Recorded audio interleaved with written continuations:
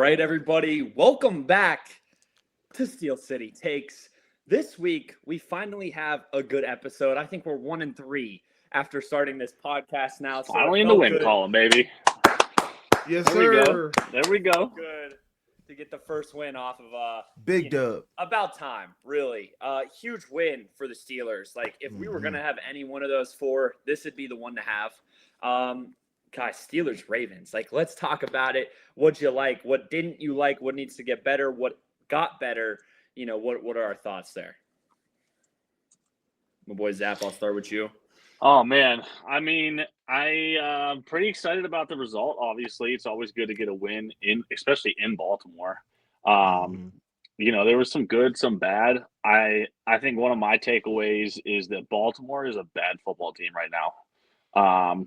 I think that they are in a little bit of a bad spot. It just didn't look good start to finish. Although the fourth quarter, they kind of pulled it together. They did keep us to 8 yards. Yep. But I think overall for the Steelers, it was good to see our offense kind of moving the ball. Good to see our defense stepping up, especially some guys we've had questions with. I think overall, good performance. I mean, I can't really complain too much. We got the W, and that's at the end of the day the important thing. Hey, man. Thoughts? It was not a catch. And I said that live. It was not a catch. You know, it is so hilarious watching like the whole Raven fan base just crash out over that one play. When Zay Flowers was gifted a catch on their first series, that wasn't a catch because when he hit the ground, the ball like completely rotated. They took back Calvin Austin's catch. Like if the rest were in our pocket, Calvin Austin's catch would have remained a catch.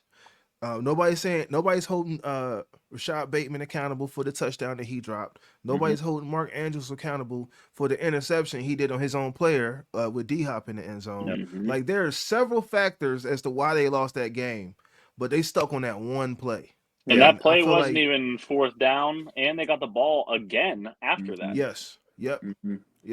So No, I just think that's a loser's mentality if you ask me. It has been the time of my life scrolling TikTok this week, seeing Ravens fans complain, you know, this, that, and the other, how it should have been a catch. Like, guys, like Gene Steratore hates the Steelers, the rules analyst on the broadcast. He is you know, he doesn't go either way, really. But he did say, like, you got to make a football move. And this guy, Isaiah Likely, everybody, let me tell you one thing about him. He's obsessed with style points. He did it the week before against Cincinnati where he fumbled it inside the 1 yard line instead of just holding on to it and scoring the touchdown. He wants to, you know, do all the dance moves and, you know, reach the ball out for the touchdown or, you know, catch it out of his ball. Like, you know, all these little things add up. And Joey Porter Jr. made a good play on that football. Like, that was really impressive. It's not a catch, guys. Like, you got to have three components of it. One is you got to have possession of it.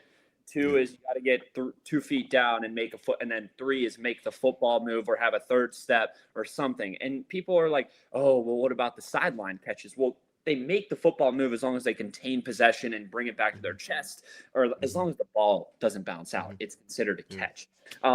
It wasn't. What I will say, though, is the rest did, I think, lean the Ravens' way, if I'm being honest. But, like, who's to say the Steelers don't come down after that likely touchdown and score, you know, another field goal with the way that the game. It's a field goal. It would have been a 1 point game. Yeah. I mean, all these little things add up, you know. Yeah. But it's been pretty funny watching the Ravens. We saw some pretty miraculous catches with Antonio Brown on the sidelines, and I think we of all fan bases have the right to, you know what I'm saying? Like, let's respond to that sideline comment. Because if let's say you secure the catch 1-2 and you bring it in, all right, cool, it's a catch. But if you secure the catch 1 and then you juggle the ball 2, that's not a catch. Because you gotta repossess the football, maintain, you gotta recontrol the football. Like it's not new. I wasn't even trying to bring up Jesse because I'm still torn up about it. I mean, hey, if anyone has the right to say anything about something not being a catch, I feel like it would be the Steelers fans. Just don't let the Cowboys fans start talking about it because then you'll never hear the end of it. Hope there's not any Cowboys listener on this one. But I mean, I'll be honest. Like, I thought that was a pretty good game. Like, yes, the Ravens aren't in a great spot right now, right? But let's also flip the calendar back, like what, 4 months ago, like they Yes, were sir. Super Bowl Let's do that. favorite. Mhm. You know what I mean? Absolutely. And I do think that the Ravens are an 8 or 9 win football team if they don't have those injuries in the middle of the season. Like they lost Lamar for 4 weeks. Yeah. And I don't think Lamar played bad. So I don't even think you can be like, oh, well, if Lamar was healthy, they would have won. Like he still played a good game. I think that was one of the best games he has maybe played against the Steelers in his career. But there's a couple other things, guys. Like, let's give a shout out to the offensive play calling, right? Because that Jalen Warren flat route, if you actually look back at the play, there's like 4 defensive backs on DK and Calvin Austin, which totally open up the flat route. Jalen Warren, all he has to do is follow his blockers. I mean, bro, that was just such a well-rounded game, right? Because Aaron Rodgers, broken wrist, he goes up like he's LeBron, you know, off a rebound, contains it. I mean, it's stuff like that that's going to win you the division and win you games like that. I mean, that was a pivotal moment too. If he doesn't come down with that ball and they do rule it, whether you want to call it an interception, a fumble, whatever, I mean that swings the momentum fully into Baltimore's lap, and they're in a position to score right then and there. So seeing the effort from the old man, the Unk, as Ron likes to call him, was pretty impressive, and it was needed. It shows that he's still got some fight in there, some heart. And that's the perfect play to compare to Jesse James, because the one thing I said about Jesse James was he caught the ball, knee down, he turned, crossed the plane over the end zone, was never touched, and he lost the ball. The difference between him, that play, and Rodgers, they say that because Ravens said, like, oh, that wasn't a catch either. If you're going to go by that, 2 hands on the football, knee down, but he was touched down by contact. Play over. Play's dead at that point. There's nothing else to talk about. If your knee's down, that's the way it is. But like, I'll also say this: like, people have been complaining a lot about DK lately, and why was Roman Wilson not in the lineup? I think Roman Wilson should have played. I think he's actually been one of our better receivers this year. But apparently, the reason that Tomlin gave the reason, and that was like that he's not a capable backup punt returner. Which is like, all right, but like, are we seriously not going to give this kid reps? Like, he was a 3rd-round pick, all these things. I would like to see Roman get more involved. But the additions of Adam Thielen and Marquez are the reasons is the one reason that the Steelers won this game, in my opinion, right? Because whenever you look at it, gave the Steelers more viable threats that the Ravens had to worry about. It's not like they can just triple DK. And Rodgers isn't going to look Roman's way, and Calvin's too short to catch a ball. So it gave them that option. You know what I mean? Yeah, I guess. I mean, they had one target each, and one catch. Calvin had a nice 31-yard pickup. Yeah, and that was a nice 30 over the shoulder. That was a nice pass. Impressive. Yeah. Zap, I don't think it's about the targets though. I think it's just about them being on the field. You know what I mean? Because them being on the field creates the Ravens. Like, they're like, okay, we got to watch MVS or Thielen here. And if you actually like look back at the Rodgers like interception where he goes up like Michael Jordan to catch that ball, that would have been a huge gain for Thielen up the seam. Like, I watched that play back. That would have been a pretty big play considering he catches it, obviously. But getting acclimated to the offense, he had 6 yards on the ground. Obviously not the performance you want, but DK hasn't had this performance all year. Where does that come from? Because MVS, Adam Thielen are both viable threats that, spread the defense out. Yeah. And they bring that veteran presence too, which I think is what Tomlin always gravitates towards. The rookies, young guys, it takes a lot for him to trust them. So bringing in 2 guys like Thielen and MVS, getting them on the field and knowing that they're going to do the right thing. I didn't expect to have big target games for either of those guys this week. I would be shocked if either of them have a 3+ target game down the stretch, to be honest. But like you said, you want them on the field. You want them to be threats just for that one potential play. I feel like I agree with both of you, but I feel like Roman's catching a bad break here because there are plays where Roman is open. Like that's come out on film. He has been wide open, and he's not even getting looked at. So I don't know what to say about any of that. It's honestly ridiculous. Like, I've been one of the biggest Roman fanboys, I guess you could say. You know what I mean? Watching this dude in training camp, I'm like, we got the next Antonio Brown or Julian Edelman at our fingertips.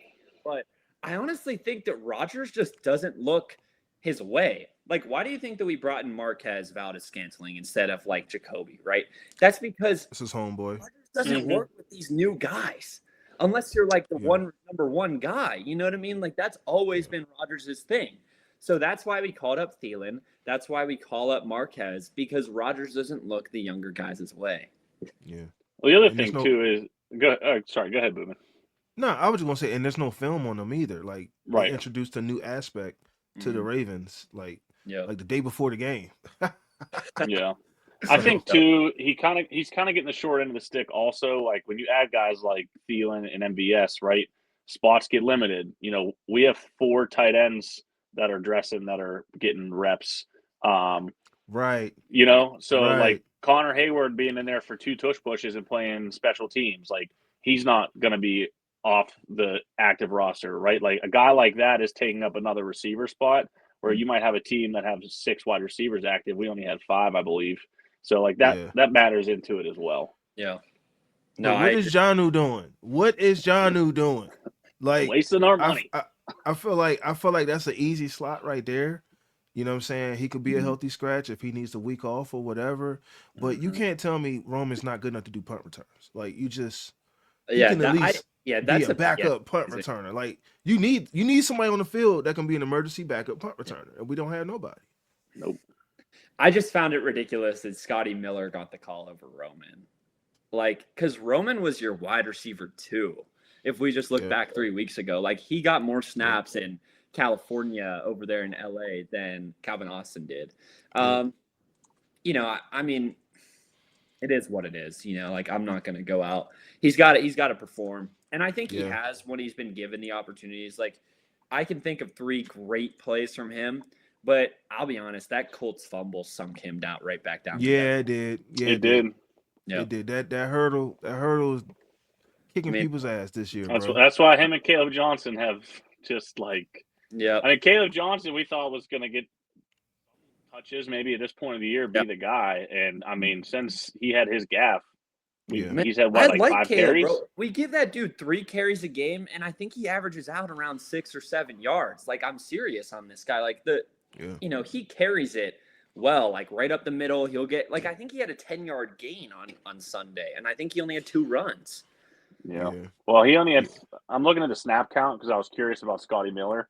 So Caleb Johnson had 3 offensive snaps on week 14. Scotty Miller had 3. Connor Hayward had 5. So, you know, those guys are just kind of those guys are there. Who says Caleb Johnson can't take a tush push? Like things like that. You know what I'm saying? Like obviously, I feel like Martin Washington needs to take the tush push. Put Darnell Washington in there. The Darnell drill. Like he'll just step on him like Mario. We stepping on squash everybody, man. Get off me. He has a concussion. I hope he's all right for this weekend. Yeah. Oh, that's such bullshit, man. No. We needed this extra time. I mean, I heard someone on the radio call this a mini bye because we're playing on Monday night. I don't want necessarily go that far, but we needed that extra day. We got some guys banged up, and we need them to get healthy. Yep. Yeah. Especially coming off the Ravens game, you need that extra day. I think Harmon might be back this weekend. And you know, like whenever you look at like the Steelers' like averages, right? With Harmon, it's like 95 yards a game on the ground. Without Harmon, guess what it is? It's a field day. Over 175. Yeah, it's bad. Like it's something like that. Because it was the Bills game. It was the Jets game where Breece Hall ran all over us. The Bills game, we all know what happened there. And then obviously just last week, I think there was like 150 or so on the ground, maybe more. You know, listen. And the Colts game, look at the Colts game at the time. Like, that boy Jonathan was like eating 3 touchdowns a game. I know. Like like it was crazy. It was I have him on my fantasy. It was actually insane. I didn't believe it. Each week I would look. I'm winning off of him alone. And so you know, but him being in there helped shut all that down. I mean, guys, like we just talked, you know, are the Steelers legit? Are they not legit? But are they contenders or pretenders? You know, what did that win in Baltimore prove to the Steeler fan base, to Steel City Takes right here on this podcast? What's the opinion? You know, what do we think? I just think we beat the crap out the Ravens in their house, and I'm okay with just keeping it like that for now. I don't want to get too far ahead of ourselves. It was a win at the Ravens. We needed to win that win. We needed to win that game at the Ravens. Mm-hmm. We need to win this game at the Dolphins with the Dolphins. Like so, I think it was just a much needed win. I don't want to jump into the contenders or pretenders argument. I think if anything, this team has shown they can play the brand of football we need to win. Mm-hmm. The question is, can they be consistent? Yeah. Yeah, I kind of agree with you. I don't think this really changed my opinion on where the Steelers' trajectory is this season. We haven't really seen them be consistent in back-to-back weeks, right? And when you're going into a playoff push, you need to make it. So we still have 4 games that aren't the easiest. So you got to make it there, and B, you got to be hot when you get there if you want to make a run. And, as it sits right now, we're potentially playing the Bills or the Chargers. Those are teams that we've already played, we've already lost to. They don't match up super well against us, especially with their running games. Mm-hmm. So, I think we got to see how they show up against Miami, who also has a very good running game. They still got a lot to prove. Yeah. I don't know about this Miami game because I'm here and then I'm there on this one. Because, yes, we should probably beat the team that Cleveland beat 31-6 earlier this season. Tua can't win when it's under 40 degrees. It's things like that. And I actually was doing there's this website that I think I've spent maybe 5 hours a day on in the last week called NFL Playoff Predictor, just going through, okay, what needs to happen if we lose this game, but then we win this one and then that one. And to make the playoffs, probably the easiest path to the playoffs that is dependent is if the Ravens lose this weekend to the Bengals, which is possible, all we would need to do is win on Monday night and then against Cleveland December 28th to clinch the division at 8-9. Even if the Ravens win out, keep in mind they play the number 1 seed in the AFC and the number 2 seed in the NFC along with us, right? So very challenging games, and the Bengals. I don't know if they even have 2 wins in that, really. Unless we bench our starters, But we're going to low blow the Ravens. But, the Bengals have a pretty easy schedule. So, I think that as long as we stay afloat and really just do what we need to do, I think we will. I'll also say this about your guys' point. Yes, they have not been consistent, right? But that was a really just well-rounded game. It almost felt like a different Steelers team that we've seen. It didn't feel like it was all these it was explosive plays, but they were consistent. They were underneath, and then they were in the middle of the field, and then they were over the top. Things like that are going to win you games and put up almost 30 points. I think right now it just comes down to win these games, right? Find a way. But I think that the real test for the pretenders or the contenders question is going to come against the Lions. How far can this team really go? When you play against the Lions, are you going to fold over and die? Who cares about a win against a 6-7 team? A 6-7 team against Miami, a win up in Cleveland, which is a hard game to win, right? The Cleveland game is a challenging one. Snow game, Shadur is playing well, that kind of thing. But the real test, I think, for the rest of the Steelers season, Shadur is going to come against the Lions on December 21st. And that's how I'm going to judge this team. And the Lions are in a position, too, where they're going to be fighting for the playoffs as well. So, anyone thinking that it's the same old Lions and it might be a pushover game, they're going to be hungry because they're trying to get into the playoffs as well. They think that they're a Super Bowl, contender. The one thing with the Steelers after this Ravens game that still gives me some pause, though, is that we're supposed to be this running team, and we had 34 yards on the ground. We had a lead in the third and fourth quarter, and we can't establish a run very well. It's just it's frustrating to watch at times too, especially when it looks like our offensive line's starting to gel and play well, even with some backups in there. I mean, we got to find a way to get the run established late in games. I agree. I mean, we're out here throwing to Marquez. The first target this guy got of the entire game was on 3rd and 7 off a curl route. I think DK was kind of open on that, out route or whatever weird play call. I mean, we're back to the Madden rookie mode play sheets apparently inside the last 2.5 minutes of games. What was that? When I saw that play, immediately just like looked up at the sky and was like, we're going to lose this game. Yeah. Like this is the most like why is this the situation we're putting ourselves in? Like if we could just run the ball effectively at all, we're not trying to force it down a guy who just signed and like, you know, isn't a producer yet on his offense. Not yet. I mean, it's ridiculous because like it was just crazy. So I was down in Tampa this weekend, right? And I'll tell you guys these two stories. So like the Rodgers touchdown where he runs out to the outside, I was watching it down in a bar in Florida, and I got up and did his discount double check. Whole bar was laughing, right?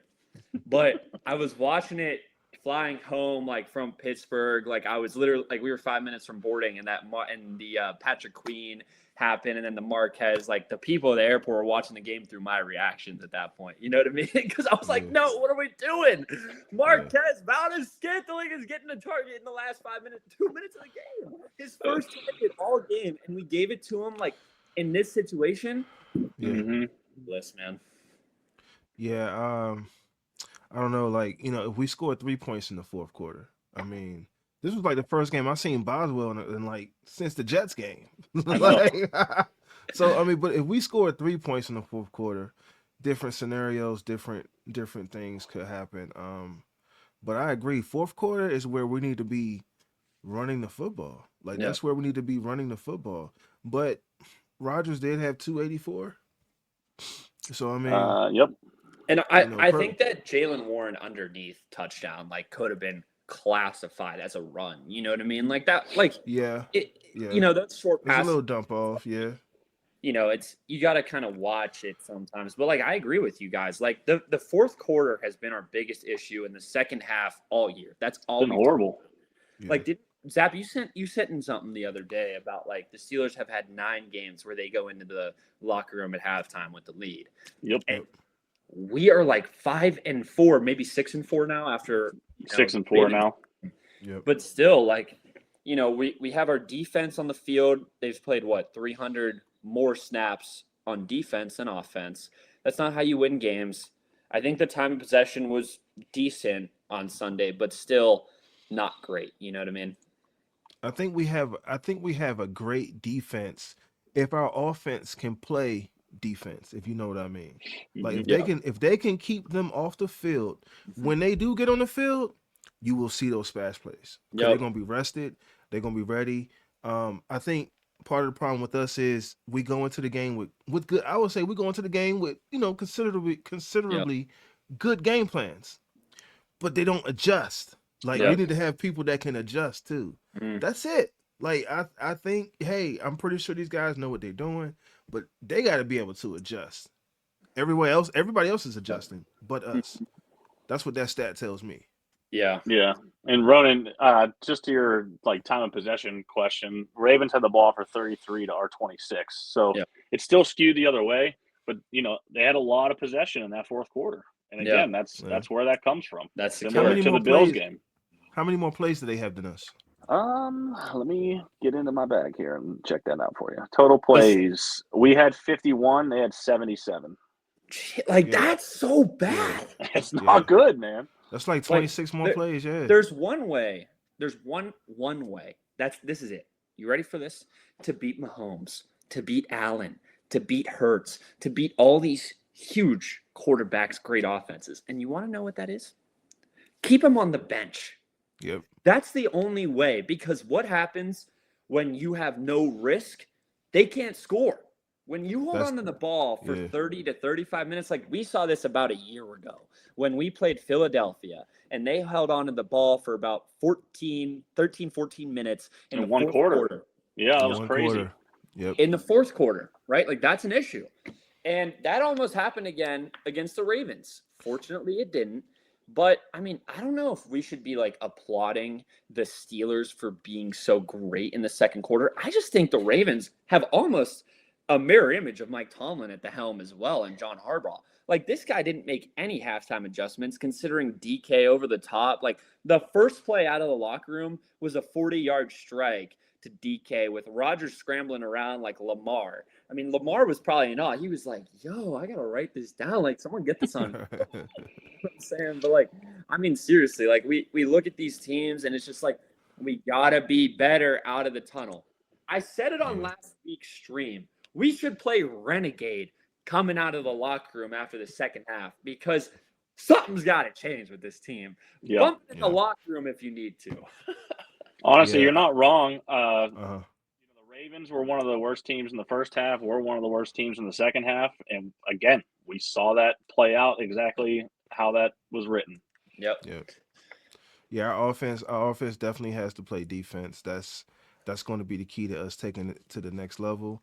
But going back to the last question, this can definitely be a game to establish momentum, and pride, and it could be one of those games to like. Yep. I don't want to say run the table, but have a good stretch these last couple games. Yep. Agreed. And go into the playoffs hot, like we were saying earlier. I agree. I mean, I think it really just comes down to, can this team get it done under the lights on Monday night against a team that's, on its last leg, honestly, in Miami, color rush, gold end zones, like everything is there in front of them. Yep, right there. I wore it for this occasion. What are you going to do when the lights are on, when the whole nation is watching you after you just put belt to the Ravens? What are you going to do? Are you going to crumble under pressure and throw 2 or 3 interceptions to Minka Fitzpatrick? Or is Jalen Ramsey going to lay the boom on Devon Achane and Tua Tagovailoa? What's the outcome of that game? I think it's a huge game. I don't think it's a huge must-win game, but I think it's a big game in the sense of you win that game, it's such a sigh of relief. It's like you lose the game, it's a bad look once again, and it would prove to, I think, a lot of the Steeler fans that this team is same old, same old. Yeah, I think it is a big game. It is a must-win game. That's a must-win game. But I'll let you get it, Zap. Do your thing, bro. I was just gonna say, something's gonna give in this game, right? The Steelers are 0-3 in primetime games this year, and the Dolphins are 0-10. I'm just looking at this; they're 0-10 in the last 10 games they've played under 40 degrees. So it's gonna be cold on Monday. Mm-hmm. So you got a team that doesn't play well in the cold. Yep. You got a team that's been struggling on primetime. What's gonna give here? It's ridiculous that we suck on primetime because we pride ourselves on primetime. Like, that's been our thing as the Steelers. Yeah. Like, I remember, beat Cleveland in week 2 back with Kenny Pickett and George Pickens with 2 defensive interceptions and Alex Highsmith and TJ Watt. Like, we find ways to win under the lights. We haven't done that this year. So, you're right. Something does have to give. And, guys, they lost to Cleveland 31-6. I mean, you don't want to take anyone lightly, but, come on, get in there and get out with a win and no freaking injuries. Those are the 2 biggest things for this Monday. Yeah. I would like a convincing win. Just like you said, get in, get out, move on to the next week. Because this is a must win. And who's next week? The Browns? Next week is the Lions. The Lions. So I think these next 2 games, I think if we win both of these games, and listen, before the season, right, I went through every game. I said we're going to lose to the Bears, which ended up happening, right? And then I said we're going to beat the Lions because that's the way that the Steelers are going to make it happen. You guys remember last year, Commanders versus Steelers, everyone's like, okay, Commanders are 7-2. Steelers are kind of fraudulent with Russ at quarterback. It doesn't matter. We go in there and win. I think it's going to be the exact same with Detroit, and I'm not trying to get too far ahead. You guys will have to tune back in next week, but I do think both of these next 2 games are pretty big because you get Miami, you get Detroit. That's 3 in a row. You can kind of breathe, right? You don't need to win in Cleveland. If you get the win in Cleveland, you can sit your starters, go 10-7, and win the division after beating Cleveland. Well, you win this game too. I mean, the Dolphins are on a 4-game winning streak. They beat the Bills, the Commanders, the Saints, and the Jets. So, the Bills, good win. The other 3, a little questionable. Mm-hmm. But, to the question that's posed on the screen, right, Ramsey, Minka, I think this is a game where we're going to see Ramsey really step up here. He's been playing with a lot of aggression that we've needed on our defense this year. And I can see him being the type of guy that, his old team comes in, the old flame passes by, and he's ready to go out and hit some guys and be the game wrecker that we know him to be so far in his Steelers career. So, I want to see that. That's what I'm most excited to see is Yep. Ramsey show up big. Yeah, Who's going to perform? I think, man, I think it's one of those efforts like a Robert Spillane, right? When we played the Patriots, that dude was all over the field, going crazy, going nuts. That was ridiculous. I was like, yo, he about to win them this game. Like, Spillane did that to us too when he was on the Ravens. Yeah. Or on the Raiders, I mean. Raiders, I'm sorry. yeah, the Raiders. Yeah, I got you. Yeah, he did for the same sure. thing. And I was like, bro, come on. Like, so I think Minka has a good game too. But I think it comes down to we just can't get out coached. We cannot let that dude with those jogger pants on the sidelines out coach us. We just he gonna have jogger pants on under 20 degrees. I don't know. I don't know. He might have some little tights on, compression pants underneath the joggers. I don't know. But he's actually pretty funny. I would like to see him with the Steelers next year. Like that dude absolutely is not on the sideline. Hey, now I'm about to stop this recording right here. Nah, absolutely not. I'd love him. I think I don't think he's a leader. I don't think he's a leader of men. Yeah, I don't think he's a leader of men. But as a coordinator, guys, like, come on now. In the right Listen, we'll talk situation, about the off season in the off season, but I'm focused on one thing right now, and that is getting flight tickets to California because the Pittsburgh Steelers are going to be in Super Bowl 60. All right, I don't know much, but we just beat the Super Bowl favorites as of August. Looks like we're going to be Super Bowl champions this year. We have beat a couple good teams. Patriots. Yep. Did you want to go into the player of the game for the last game? Big lights, big moments, big games. Who was your player of the game on Sunday? Beating a team like that in the AFC North doesn't come easy. I mean, we got Ben Skoranek getting just yeeted around on the gunner position. DK going out of his way to line up at gunner. All these huge plays. Who gets it for you guys? Boomin, you want to take this first? I could take it first. For me, the player of the game is Patrick Queen. It's for Patrick Queen for one main reason is dude was playing hurt, and we know he was playing hurt. He got hurt last week, and he played this week. He just refused to not be in this game. He refused to let these guys beat us, if you will, and he not have some say in trying to stop them from beating us. And I think it's that heart. I think it's that grit that it's starting to rub off. It's starting to rub off from Jalen Ramsey. Like, yeah. I really do. I really think that stuff is starting to rub off on everybody.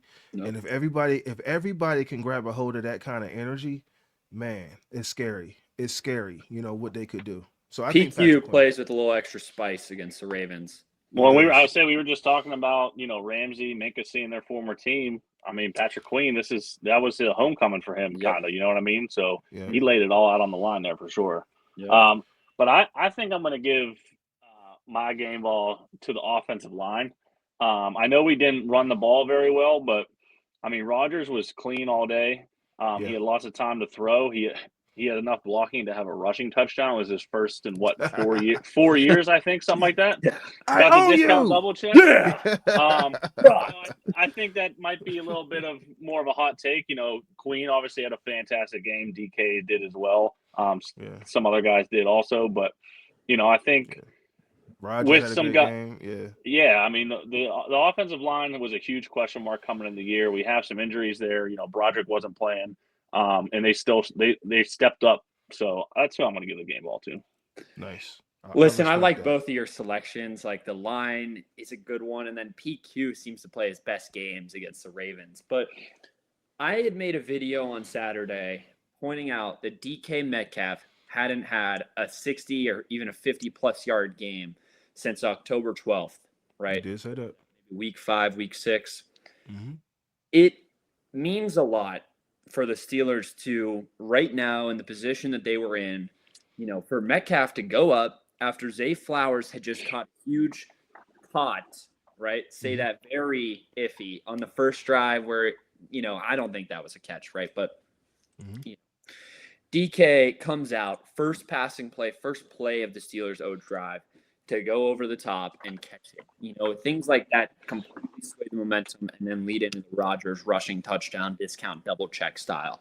Right out of the second half, you see DK Metcalf post route over the middle, caught 40-plus yards just like that. And then right at the end of the game, everybody, let's not forget this. DK went and played a gunner rep, right? Mm-hmm. Yeah. And what's so important about that is if you look, he got a 15-yard penalty to back the Ravens up. So Yeah. add an extra 15 yards to DK's stat line because that was a huge 10 or 15 yards. I'm not sure exactly what the yardage was on that. But him backing up the Ravens like that was huge for our defense. And just to have the whereabouts to go in there for an injured, I think Ben Skoranek, who was banged up, go in there and just make it happen. You know, that's AFC North football, and that's the kind of stuff I want to see out of DK. Ronan, how much is Metcalf getting paid? $33 million. Yeah. When's the last time you saw a $30 million wide receiver playing gunner? Listen, to his I like it leadership, a you know lot. what I mean? Like, Yeah. you know, But you don't I want gotta to. You see don't it necessarily again. want to see a $30 million receiver playing gunner, but you know, in the moment, it was something that was needed that he stepped up and did. And you know, as a special teams guy myself, I loved it. Yeah. It was awesome to see it. Everybody's gonna see that and Mhm. point to stuff like that. Point to what DK did. Point to Patrick Queen. Point to Jalen Ramsey. All these are now examples that you have in the locker room that seemingly we haven't had in a couple years of leadership. We had a wide receiver last year. Not trying to dump on GP, but he wouldn't run block, and everybody knew he would not run block. Yep. And he was the number one receiver. You just had your number one receiver be a gunner. Yep. And For the end up first in the time in his hospital. career. Yeah. Right. And end up in the hospital probably as a result from that. You know what I mean? Or something happened. I think he at was some sick point. or something. But I do Okay. agree with you. Like, whenever you see guys like do that, I feel like in the locker room, everyone's just like, yeah. You know what I mean? Like, they just feel it. You know, it's like it rubs off on the entire team. I want some of that too. Exactly. Like, Exactly. Like, you know, they're sitting back watching film and they bring that up and everyone turns their head to DK and he's like, yeah, I did that. You know what I'm saying? $33 million guy, Steeler, period. But I got to see it again.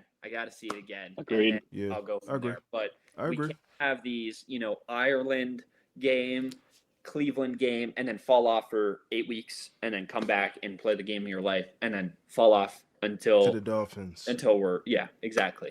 Yeah, I mean, one of the last point on this topic I want to say is, you know, coming out of last week, really the last, you know, we were 3 of the last 4 losses. Like, people were questioning this team's heart. Did they want to give effort?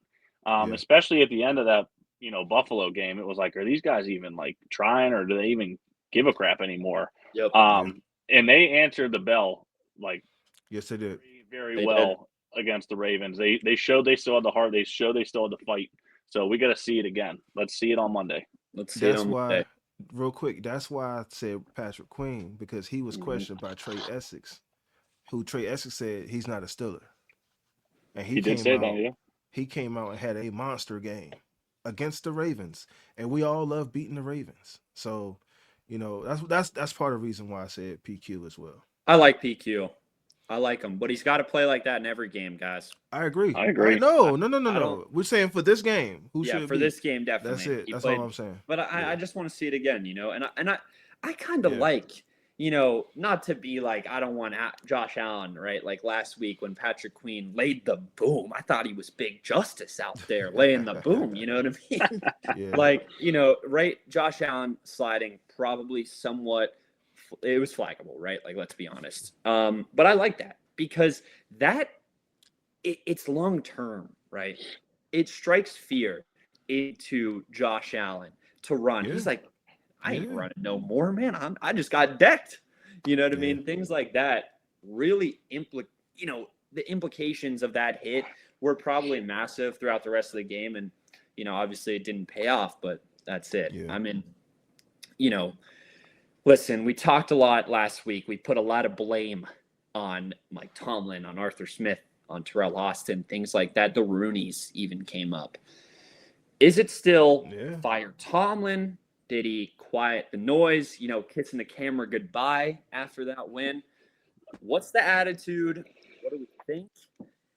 I don't know. I think my ass is still firmly planted where it was last week. The writing is on the wall, so to speak, that this is another 9-8 season against a team potentially in the playoffs that's potentially posed to make a run like the Bills or the Chargers. Yeah. And if we lose that game, we're in the same cycle.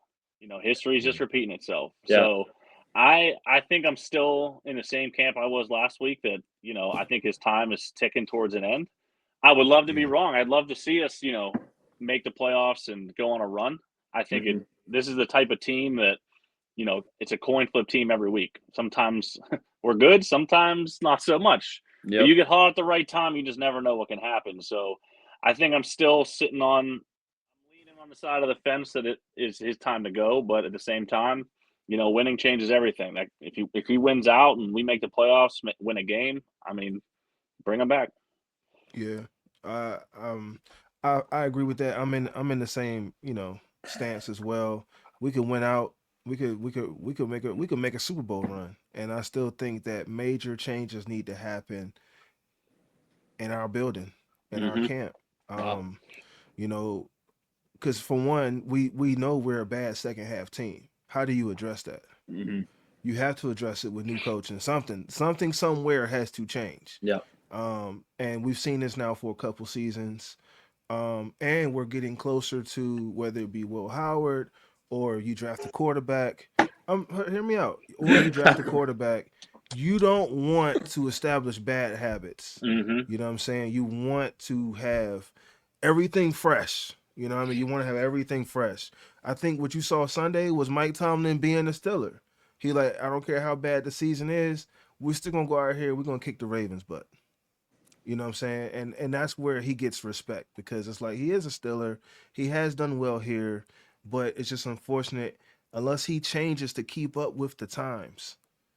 He's, he can get picked up in 30 seconds. Yep. But unless he changes to keep up with the times, you're going to see the same result somewhere else.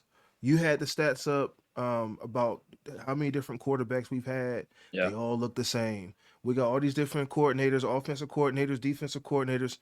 We still look the same. You got to change. You got to adapt. That's how you survive. Yeah, I heard a pretty funny quote from Doug Whaley on the morning show this morning on The Fan. And it was something along the lines of one of his, coworkers in the industry said, when you start seeing the graveyard of coordinators, the casket for the head coach is coming pretty quickly. You can keep changing coordinators. They can keep being fall guys. Same with quarterbacks. But eventually, the Grim Reaper's coming. Yeah. If nothing is changing after you change all these coordinators, all these quarterbacks, and it's the same thing every single time, there's one guy that's going to take the fall eventually, and it's the head coach. That's fair enough. Yeah. I feel like as a Steelers fan, we talked about being spoiled last year. Maybe that's that effect has kind of fallen off over the last decade or so, right? What needs to happen here is Tomlin needs to pull his Tomlin, classic and get us to 9-8. Because if we're 9-8, we make the playoffs right now, guys. You know what I mean? That's right now. But is that good enough? We can do that. Listen, I'm confident we can do that. I understand that maybe Tomlin isn't the answer, right? But are any of the people were like, let's tank, let's do this. Are any of the quarterbacks even that good in this year's draft? That's a question we got to ask ourselves. But I think you want us to draft a quarterback. Yes, listen, he does. I've thought about it this week. All right. I'm going to say this at first. The Steelers need to get to 9-8, period. Otherwise, Tomlin's out the door. I think if they're 8-9 and even win a playoff game at 8-9, keep that in mind, which would mean they'd have to beat Miami, Cleveland, and have Baltimore lose a couple along with the Bengals along the way. He's out because that's the losing season out the door, right? And I agree with you guys. I think that things do need to change, but Tomlin is still I thought he had a good performance on Sunday, going for it on fourth down, but it seems he only does that when the pressure's on him. And also the contract really sucks because if we just up and get rid of him next year, things like that. So what I will say is my idea. What is the contract? What does the contract say? So the contract goes from this year to 2027, right? So right. So that'll put him at 20 years, right? Yeah. So if we're just all right, get out of here next year, we'd still have to pay him his contract, which the Steelers are just not going to do. Nope. Rooney's will not do that. So here's what's probably going to happen, and I don't hate it, okay? I think that Tomlin stays next year, no matter what happens this year, okay? They say win a playoff game, and they're not going to draft a quarterback round one, okay? I would like them to because I'm not a big believer in Will Howard, But I think that they might try the Will Howard saga for a year with Rodgers and then be like, okay, Will, once Rodgers goes down here, like you're the guy, or if he starts playing bad or whatever that means. I think Rodgers will come back next year. It'll kind of be the same thing, but more, what's the word, like locked in on what Rodgers likes. I think they're going to go out and get another receiver. Mekhi Lemon was a draft candidate from, I think, USC or something like that, LSU maybe. I don't think Tomlin will be gone. Another reason why I don't think he's going to be gone? I saw this statistic before the season, I believe, and people were wondering if he could get there. But with the Ravens win, he has 190 wins. Chuck Noll has 193. The Rooneys are not going to let him go until he beats that mark. Yeah. Now, he could do it this year. He could win out. Yeah. He could win out and he could beat it. But I think that's honestly in their consideration. They want their, Rooney hire to be the top on that list, especially with a 20-year career. Absolutely. Right. Can I respond to that to both of you? I don't think they let him go surely because he's so close to being 20 years. Yep. And how many head coaches have made it 20 years? Not many. So I think either way we keep him for 20 years, but I think they begin to lay the foundation for the next regime. Totally agree with that. Whether it be through coordinators, because I like the guy Freeman at Notre Dame. I really do like him. Yes. But there are a couple coaches out there. A lot of people are like, well, who would you get? You're going to turn into the Browns. And one thing I want to say real quick while we're still on the subject, if you think Mike Tomlin is the Steelers, you've already failed. He is not the Steelers. Yep. He is a representation of the Steelers. He's the head coach of the Steelers. But the culture was there before him. The culture will be there after him. And the Rooneys do a good enough job of at least getting that right. They can't do everything. And when we hired him, he was who is this guy? You know what I mean? Right. To your point. Right. So I never was a big proponent of the, well, who are you going to get? I mean, there's guys out there that are just itching to get an opportunity, just like Tomlin did when we hired him. Absolutely. But they'll do it if they know they only got to go like a year. Like, hey, do this for a year. We setting you up to prepare you for the seat. That's what would happen if we got rid of Tomlin. That's what would happen. We would have a 1-year guy, and the Steelers don't do that. Correct. So Tomlin will be back next year, but I'll give you guys a little bit of good news because I was reading the script before I got on this podcast, and that is that the Steelers beat the Chargers in the first round of the wild card playoffs. Okay. Lost to I would put that money on it. I would put money on New England in the second round, though. Unfortunately, Tomlin gets it done. 9-8, 2-9. Bro, the New England are good. It's hard to beat a team twice. Listen, I can't predict losses, right? But unfortunately, spoiler alert there. But so to me, if that was to happen that way, I think we beat New England because of their inexperience. I think that's why we beat New England. But if you look at guys, we are experienced. We have guys that have playoff experience. Yes, we're experienced. The only one that really matters is Rodgers. You're the guy that's leading the helm of quarterback. Right. Fair enough. That's why if it comes down to a game-winning drive or something like that, yeah, we ain't talking about Kenny Pickett at the helm or Mitch Trubisky or somebody that can't. Hey, Rodgers will call his own. That's been coming out too. When you talk about that, Rodgers he been calling his own plays. He's been calling his own plays. So if it came down, I agree with you, right? I do think that Rodgers puts us over the top and gets us our first playoff win in a decade. It silences the noise around Tomlin, and the decision is a lot easier come March 1st when we need to make a decision to either keep or get rid of him. And we're going to keep him, And then I think it's next year is kind of the cutoff. We're done with it, right? Yeah, I think it's weird because it's going to be a weird transition because I think Arthur Smith and I definitely think Austin is gone. 100%. I think Terrell Austin is gone. And I think Austin Smith is about 65% gone. You know what I'm saying? So it's like you're going to have new coordinators for a year. You might as well bring in guys you think can take over post Tomlin to some degree. Yeah, there's nobody. I don't think there's anybody in the building whatsoever. No. I don't think there's anyone.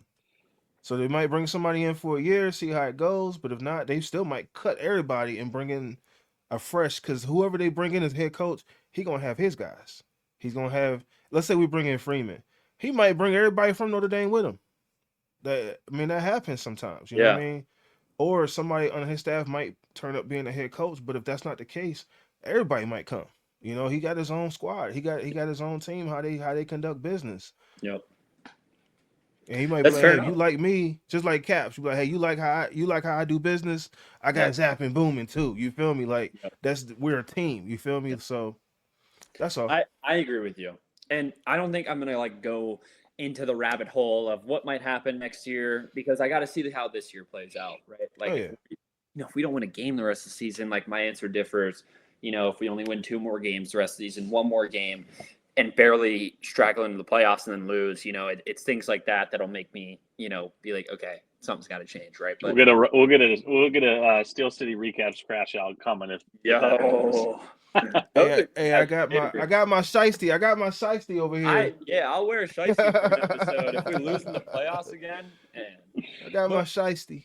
All right, so listen, we talked about the Miami game a little bit. Let's go through our predictions. What's the score going to be? Is it going to be convincing? Is it going to be tight? Maybe give a player to watch. What do you guys think? All right, I'll take this one. Okay. I think that the Dolphins, they're hot. It's unfortunate that they're hot though, because it's going to be cold on Monday, and I do not trust that team nor Tua to come in here in the cold and play a good game. The Steelers could be a good team, bad team, whatever. I just think that the Dolphins aren't going to match up well, even with their running game. A-Chain is a problem. If he gets loose, we could be in for it, but I think we keep him under control for the most part, especially if Harmon's back. So I'm going to say the Steelers win 38-17. Wow. I like it. Ooh, 38. Dang, bro. Good. But in the cold? Ooh. Yeah. I like it. I'll definitely take I can that see win. a defensive touchdown in there. The thing that's scary to me is the middle of our defense. And they have the offense. And that guy with the joggers, he does know how to drop some plays. He does know how to make adjustments. And he has the talent to attack the middle of our defense. That's my concern. But if they can keep that in check, I'm on board with that 1,000%. Yeah. Player of the game. Ooh, I think somebody on. Ooh, you know what? I just made my post. You know what I'm saying? I brought it back. You know what I'm saying? 300,000 views. You know what I'm saying? Like 40,000 likes. TJ Watt had an interview with Big Ben. And Big Ben was like Sunday Night Football or Monday Night Football. Big Ben was like Monday night, baby. I think TJ Watt is the player of the game on Monday Night Football. He's got to step up. Tired of him, having $41 million money going out of his pockets, walking into the freaking stadium and him not doing anything. That's the honesty. That's a different conversation. That's a different conversation. But I do think that the Steelers get the job done. I think it's a little bit tighter, but still kind of a blowout. Steelers kind of win. I think it'll be 27-13. Steelers win. Mm-hmm. I think your player of the game will be maybe like a Marquez Valdez. I think he'll just score a touchdown or Adam Thielen touchdown. It's kind of a ridiculous take, but I just think this is a game Thielen or Valdez Scantling gets a tutty, and we're all like, oh, we're going to the Super Bowl. We got our wide receiver too. It's gonna unfold that way. Come on. I honestly, if you're gonna say an offensive player MVP, I would say Jaylen Warren. I like that. Or I would say Pat Freiermuth. Yeah, it's one of those. It's one of those. He can explode. He can explode. Mm-hmm. He could. Yeah. I think that. Yeah, I think it'll be one of those games. Warren has a huge day on the ground, or Kenny G, number 14 on the field, number 1 in the MVP race. Hey, I already talked about how this. many touchdowns does he have? I think he has 7. Because I know he has more touchdowns than anybody on the offense. He has to. I know. And he keeps scoring on that same play to the left side of the bro. How can you? I'm good. If that play works that well, I already know every time we hit the red zone, they're gonna run that play. I like it. Rushing, Jaylen Warren and Gainwell both have 4 touchdowns, and Gainwell also has 2 receiving touchdowns. So he has 6. Metcalf has 5 receiving, 1 rushing. So he also has 6 touchdowns. He has a quiet 6. Kenny G. Wow. Kenny G. Well, he caught DK caught those 5 off rip, and then he hasn't found the end zone since. Right. Which What my was his 6.5 rushing over touchdowns this season, that bet is just in my It's in FanDuel limbo. account waiting for that to cash. What was his rushing touchdown? I don't remember that one. I don't remember it either, but he has 2 carries, 12 yards, and a touchdown. So, it's in there somewhere. Did he have a? It might have been one of those little shovel passes. From I Rodgers remember they was exactly. Doing. It was the weird one in Chicago where Mason kind of threw it backwards. It was passing play, Yeah. but it was like behind him, so they counted as a rush. It's like a toss. They consider it as. Yeah. But all right, guys. Well, hey, thank you all for tuning in to another episode of Steel City Takes here. Hopefully we have another, fun time next week, in preparation for the Lions game. Hopefully we can get to 2-3 since this podcast has started up. But thank you all so much for joining, and have a good one, everybody.